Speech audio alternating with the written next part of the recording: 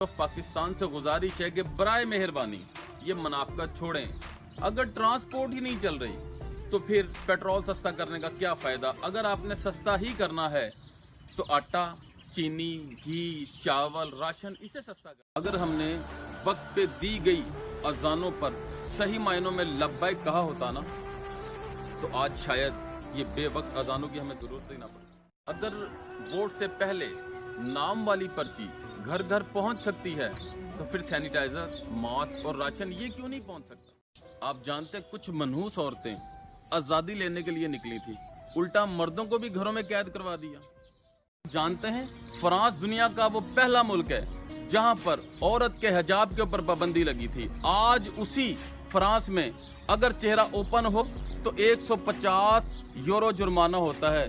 वाजिया हो गया कोई तो है जो निजाम में हस्ती